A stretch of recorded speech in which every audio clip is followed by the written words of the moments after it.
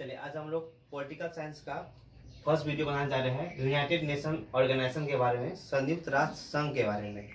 ठीक है, तो हम लोग जानेंगे संयुक्त राष्ट्र संघ के बारे में। तो देखिए यहाँ से एग्जाम में देखा जाए तो एग्जाम का पॉइंट ऑफ व्यू से बात करें तो इसमें से लॉन्ग क्वेश्चन इस चैप्टर से नहीं आता है और 8 मार्क्स का इस चैप्टर से क्वेश्चन बनता है एसक्यू और एमसीक्यू। 4 मार्क्स का एसक्यू आएगा और 4 मार्क्स का एमसीक्यू आता है। ठीक है, तो हम लोग शॉर्ट क्वेश्चन का पॉइंट ऑफ व्यू से चैप्टर को हम लोग पढ़ेंगे। तो पहले हम लोग जानते हैं कि यूनाइटेड नेशन ऑर्गेनाइजेशन का मतलब संयुक्त राष्ट्र संघ का उदय किस प्रकार से हुआ। तो देखिए हम लोग को पता है कि देश में अनेक प्रकार की समस्या उत्पन्न होता ही रहता है और ये देश का समस्या को समाधान केवल सरकार के द्वारा ही नहीं बल्कि देश में अन्य सभी संस्थाओं के द्वारा, ऑर्गेनाइजेशन के द्वारा, संगठन के द्वारा समाधान भी किया जाता है। अगर किसी दो देश के बीच में कोई अगर असुविधा या किसी प्रकार का समस्या उत्पन्न होता है तो उस समस्या का समाधान करने के लिए क्या करना पड़ता है कि उस समस्या का अगर समाधान करना हो तो बहुत सारे संगठन हैं जैसे WHO, IMF, United Nation Organization, ऐसे बहुत सारे ऑर्गेनाइजेशन हैं जो क्या करते हैं दो देश के बीच होने वाले समस्याओं का समाधान करते हैं। ठीक है, तो क्या हुआ कि ये विचार कब उत्पन्न हुआ तो सब फर्स्ट टाइम क्या हुआ था, एक फर्स्ट वर्ल्ड वार हुआ। कब वो फर्स्ट वर्ल्ड वार हुआ था 1914 से लेकर 1918 तक। 1914 से लेकर 1918 तक क्या हुआ, फर्स्ट वर्ल्ड वार होने के कारण हमें पता है किसी प्रकार का युद्ध हमें कुछ देकर नहीं जाता है बल्कि हमारा सारा पूंजी अर्थव्यवस्था को नष्ट कर देता है।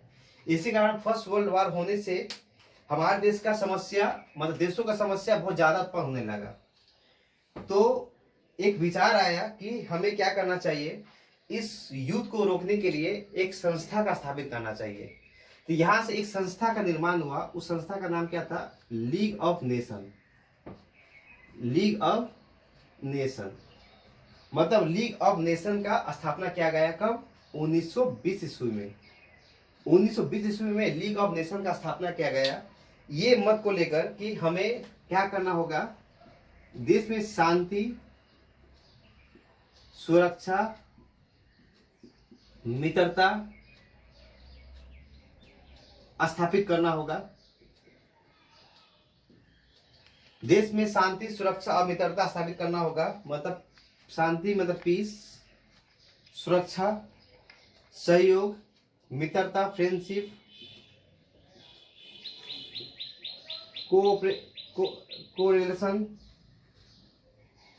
कोऑपरेशन मतलब सहयोग जैसे चीजों को सामने लाया जाएगा। ठीक है, मतलब हमारे देश में पीस हो, फ्रेंडशिप हो, कोरिलेशन हो मतलब सहयोग करे, शांति स्थापना हो, सुरक्षा स्थापित हो, मित्रता बनाए रखे। इसी कारण क्या लाया गया, लीग ऑफ नेशन को लाया गया। लेकिन क्या देखा गया कि कुछ वर्ष के बाद फिर क्या हो गया, सेकेंड वर्ल्ड वार हो गया। सेकेंड वर्ल्ड वार हुआ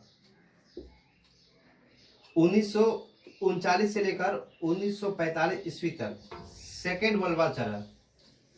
इस सेकेंड वर्ल्ड वार होने से देश में शांति या सुरक्षा स्थापित करने के लिए जिस संस्था का स्थापित किया गया था वो संस्था पूरी तरह से असफल हो गया। पूरी तरह से क्या हो गया, असफल हो गया। क्योंकि इस संस्था के बनने के बाद फिर से क्या हो गया, सेकेंड वर्ल्ड वार हो गया।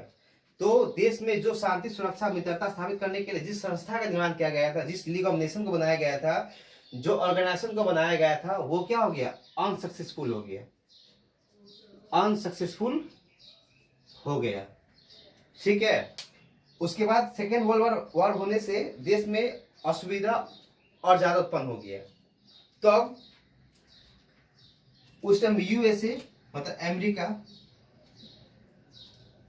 USA मतलब क्या, अमेरिका के प्रेसिडेंट कौन, फ्रैंकलिन रूजवेल्ट और ब्रिटिश मतलब ब्रिटेन के प्राइम मिनिस्टर कौन, चर्चिल। अमेरिका के प्रेसिडेंट फ्रैंकलिन रूजवेल्ट और ब्रिटेन के प्राइम मिनिस्टर चर्चिल ने देश में फिर से शांति, सुरक्षा, मित्रता को स्थापित करने के लिए और देश का फंडामेंटल राइट्स को बचाए रखने के लिए, इसको प्रोटेक्ट करने के लिए, मतलब इसे बचाए रखने के लिए उन्होंने क्या किया,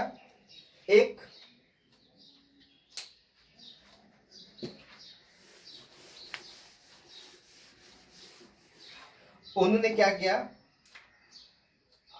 सैन फ्रांसिस्को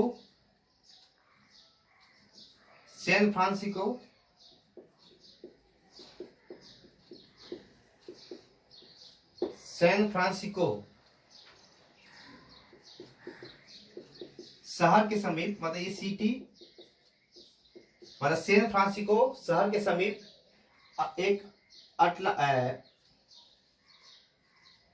अटलांटिक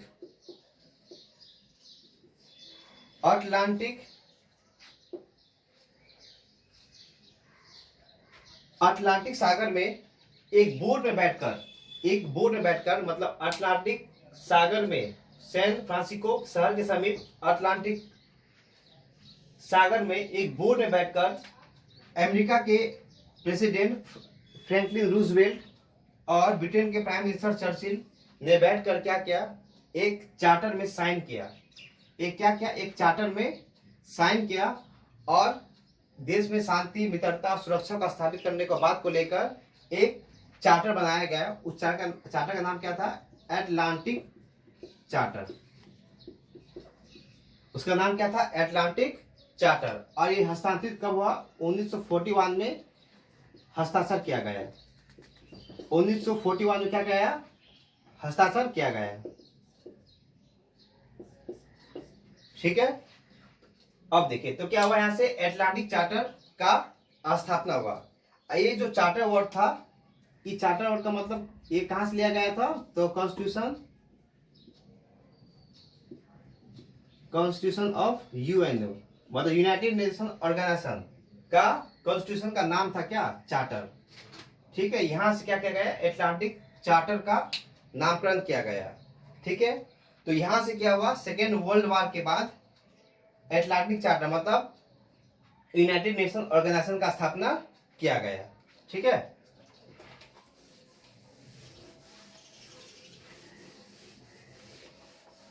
अब हम लोग जानते हैं कि यूनाइटेड नेशन ऑर्गेनाइजेशन का स्थापना किस प्रकार से हुआ, क्योंकि जो लीग ऑफ नेशन था उसी के जगह पर क्या लेके आया गया, यूनाइटेड नेशन ऑर्गेनाइजेशन को लाया गया, संयुक्त राष्ट्र संघ को लाया गया। क्यों, देश में मित्रता, सुरक्षा, शांति स्थापित करने के लिए कि कोई भी देश किसी देश के ऊपर कोई युद्ध ना करे और शांति बनाए रखे। इसी कारण क्या हुआ, यूनाइटेड नेशन ऑर्गेनाइजेशन को समीप लाया गया। ठीक है, अब हम लोग इसका ऑर्गेनाइजेशन के बारे में पढ़ते हैं एक एक करके।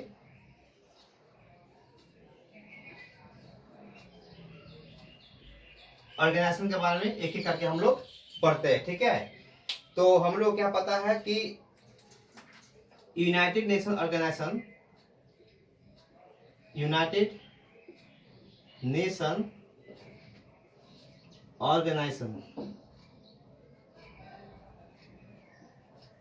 शॉर्ट फॉर्म में क्या बोलते हैं हम लोग, यूएनओ। ठीक है, तो हम लोग एक एक करके इसके बारे में जानेंगे, एक एक पॉइंट इसके बारे में जानेंगे। पहला पॉइंट क्या जानेंगे कि इसका स्थापना कब हुआ, इसका स्टेब्लिश कब हुआ। इसका स्टेब्लिश हुआ 24 अक्टूबर 1945 को, मतलब इसका स्थापना कब हुआ, 24 अक्टूबर 1945 ईस्वी में इसका स्थापना किया गया। ठीक है, अब इसका मतलब 24 अक्टूबर को इसका स्थापना हुआ, तो हम लोग क्या करते हैं कि 24 अक्टूबर को ही यूएनओ दिवस मनाते हैं। ठीक है, तो हम लोग 24 अक्टूबर को क्या मनाते हैं, यूएनओ का दिवस मनाते हैं। ठीक है, अब जो ये यूएनओ जो नाम था ये किसने दिया, तो ये दिया अमेरिका के प्रेसिडेंट, कौन, फ्रैंकलिन रूजवेल्ट। किसने दिया? फ्रैंकलिन रूजवेल्ट ने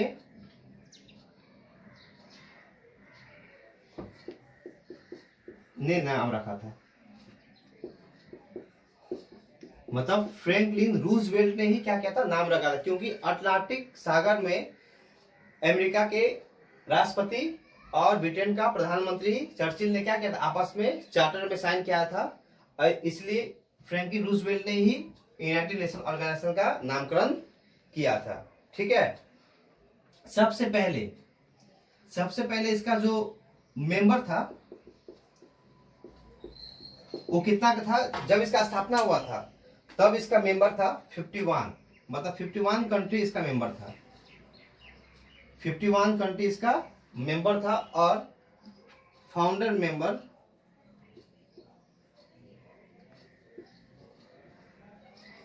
इंडिया, मतलब बोलने का मतलब जब इसका स्थापना हुआ था उसी समय से इंडिया भी इसका सदस्य है।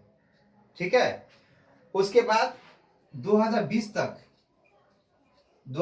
तक अब इसका टोटल मेंबर कितना बच गया है?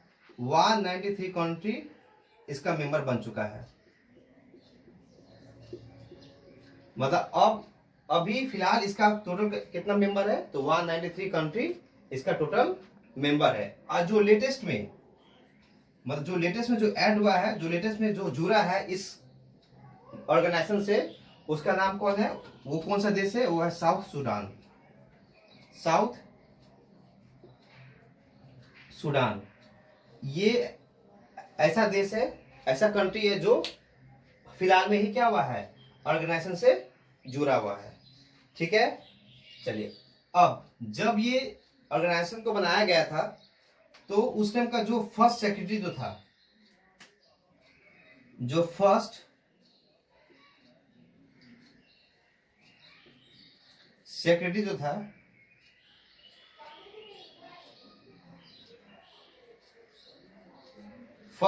जनरल जो था उसका नाम क्या था? फर्स्ट सेक्रेटरी जनरल का नाम था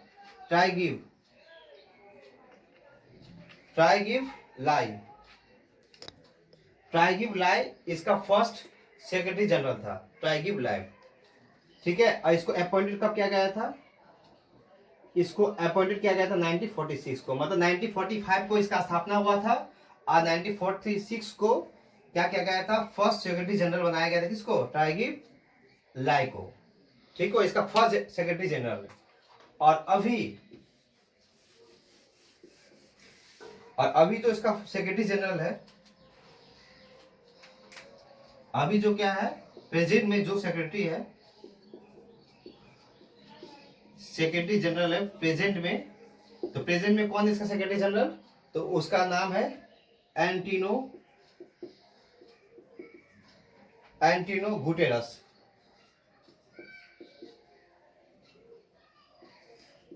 एंटिनो गुटेरस जो अभी का प्रेजेंट में सेक्रेटरी जनरल है। और ये कहां से है? ये अभी है पुर्तगाल से। ये कहां से है?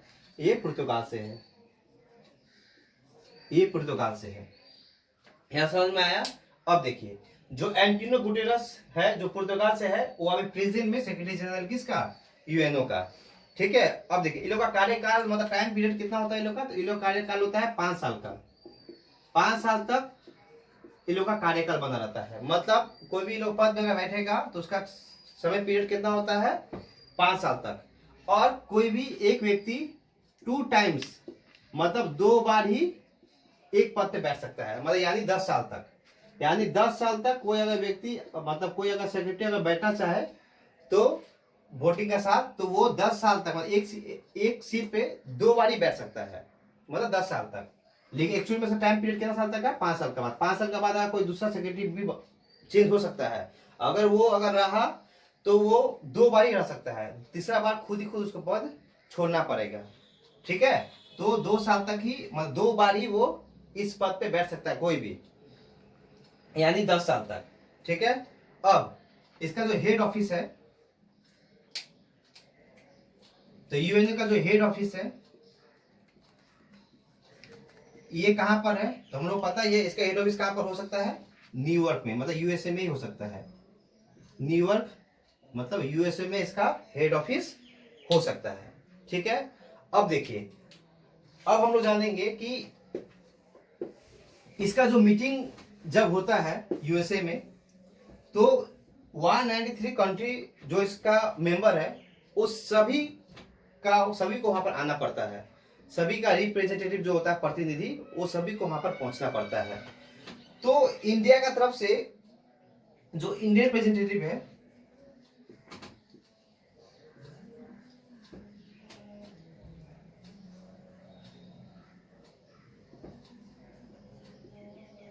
भारतीय प्रतिनिधि, वो कौन है हम लोग का, मतलब भारतीय प्रतिनिधि,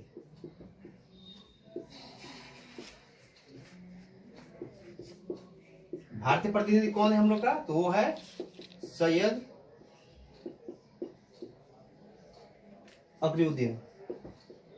सैयद अकबरुद्दीन ये हम लोग का इंडियन रिप्रेजेंटेटिव है, मतलब भारतीय प्रतिनिधि ये कौन है, सैयद अकबरुद्दीन। मतलब बोले मतलब भारत की तरफ से जो मीटिंग में कुछ अगर वक्ता को रखना पड़ता है, तो भारतीय तरफ से कौन रखता है, वो सैयद अकबरुद्दीन है, जो भारतीय की तरफ से वो अपने बातों को उस मीटिंग में प्रस्तुत करता है। ठीक है, और इस कॉन्स्टिट्यूशन में मतलब इस कॉन्स्टिट्यूशन में सबसे ज्यादा कोई अगर डोनेट करता है पैसा, तो कौन करता होगा, वो यूएसए करता है।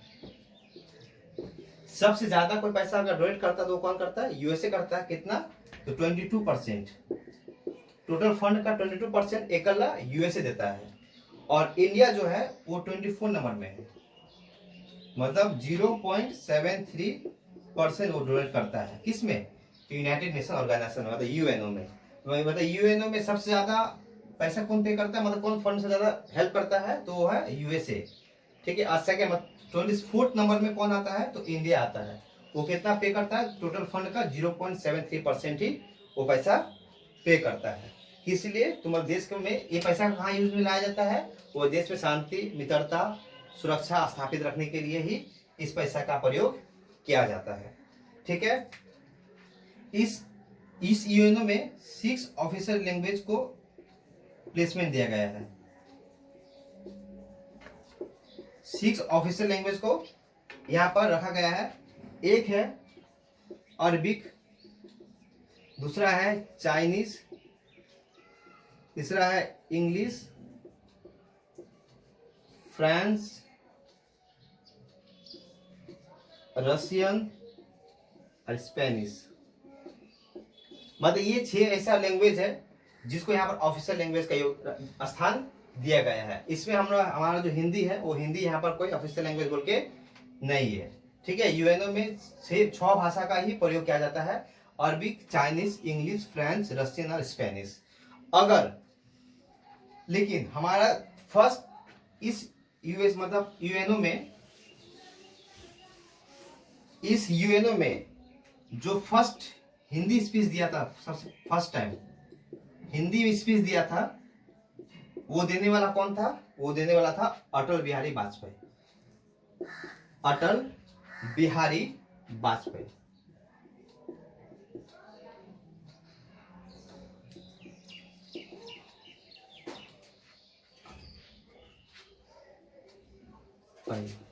अटल बिहारी वाजपेयी मतलब जो सबसे प्रथम बार यूएनओ में हिंदी में स्पीच दिया था, Atal Bihari Vajpayee.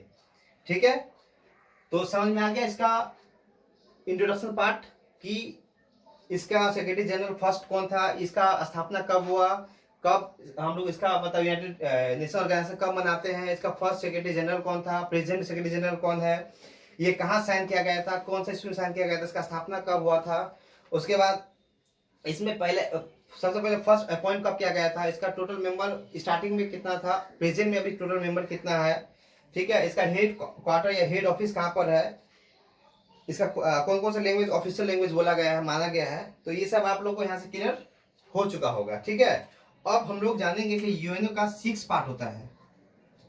6 part of UNO. UNO का क्या होता है, 6 पार्ट होता है। हम लोग यूएनओ का 6 पार्ट होता है। एक पार्ट होता है हम लोग का general assembly,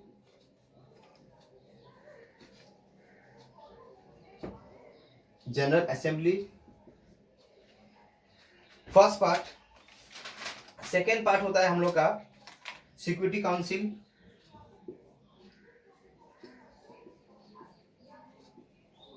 security council second part. Third part जो हम लोग का होता है वो होता है international court of justice, international court of justice. Fourth जो पार्ट होता है वो होता है हम लोग का ट्रस्टीशिप काउंसिल। फिफ्थ जो पार्ट होता है इकोनॉमिक्स एंड सोशल काउंसिल। और सिक्स्थ जो पार्ट है हम लोग का सेक्रेटेरिएट। ठीक है, ये 6 पार्ट है यूएनओ का, जिसके बारे में हम लोग नेक्स्ट वीडियो में बात करेंगे एक एक करके कि इस सभी पार्टों का मतलब इस सभी पार्ट का क्या क्या विशेषता है यूनाइटेड नेशन ऑर्गेनाइजेशन में। तो इसका बारे में हम लोग नेक्स्ट वीडियो में बात करेंगे। तो आज इतना ही, धन्यवाद, सबक है।